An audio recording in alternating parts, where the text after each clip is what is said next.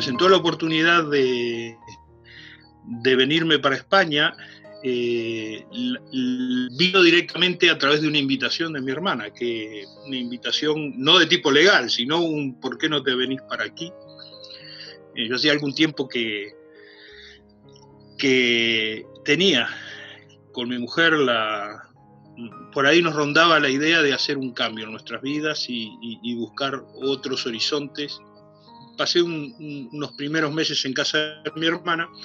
y luego conseguí una casita aquí en la aldea de Mañufe para alquilar. Aquí vivimos con mi esposa y mi hija y mi hijo. Y todavía estaba en ese proceso de encontrarme en esta nueva sociedad. Y vaya sorpresa, cuando abro la puerta de la casa y en la heladera, en la nevera, había una mariposa de Peñarol y al lado del fregadero un cenicero con la carreta del Parque de los Aliados de Montevideo. Con lo cual quedé sorprendido porque toda la transacción había sido con una familia local, aquí una familia gallega de toda la vida. Y inmediatamente pues llamé a la casera para preguntarle si ellos eran uruguayos o algo. Bueno, y ahí nació una historia preciosa, que era la historia de Américo, que era el señor que hizo la casa donde yo ahora vivo, un hombre que fue carnicero y que, claro, como buena parte de los miñoranos, pues echó 20 años de su vida en Montevideo, trabajando en eso. Había regresado aquí a Mañufe y quedaba, ese señor ya falleció, pero quedaba ese bonito recuerdo allí y ese cenicero que me hicieron empezar a encontrar cosas de allá que me ayudaban a estar aquí. Y eso también abrió como una cosa de ir buscando, sobre todo en aquella primera época, qué cosas de allá del Uruguay yo podía encontrar aquí que me hicieran, digamos, facilitaran ese camino de integración. Y claro, el Valmiñor te vas dando cuenta poco a poco que, primero, en aquel momento, en el año 2008, había más de 1000 uruguayos viviendo en la comarca, uruguayos nacidos en Uruguay. Pero además, la gran mayoría de las familias eran familias repartidas entre Uruguay y España y Galicia. Y ese andar ahora ya sí con más frecuencia por las calles de Gondomar, de hablar con gente que trabajaba en los distintos comercios,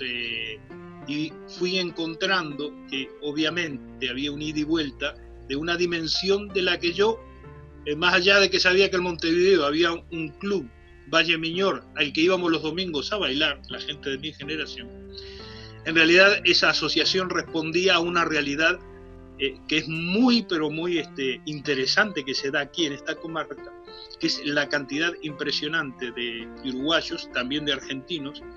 y sobre todo más que de individuos, de familias que están construidas con gente que es de allá y de aquí,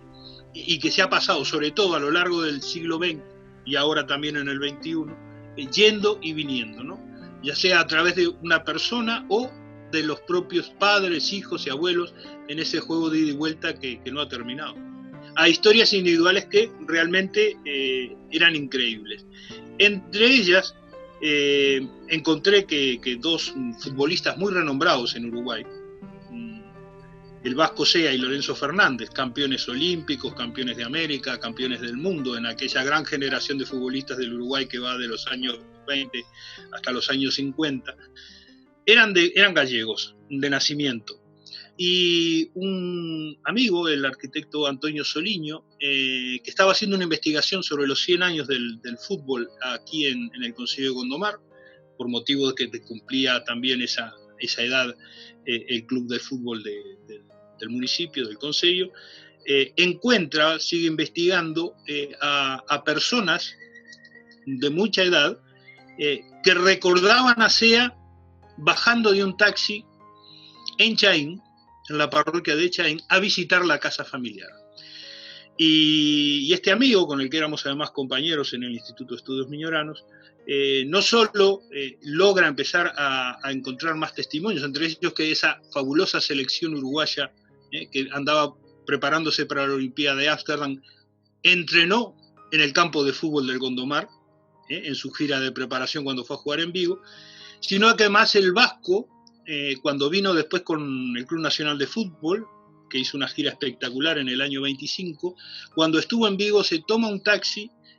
y allí hay vecinos todavía que daban en Chaín que recordaban al Vasco Sea, ese hombre que venía glamuroso, ¿verdad? Un campeón del mundo que visitaba la aldea de su familia, y aparentemente su casa está allí, aún sigue esa casa familiar en la parroquia de Chaín. Cosas que en aquel momento eran interesantes porque luego las volcaban, se volcaron como se volcó en libros ahora actualmente, en notas de prensa, y que a mí en lo personal, en ese proceso que estaba haciendo, pues me fortalecían también de alguna manera el hecho de empezar a sentirme parte de esa condición de miñorano que es ser un poco de allá y ser un poco de aquí.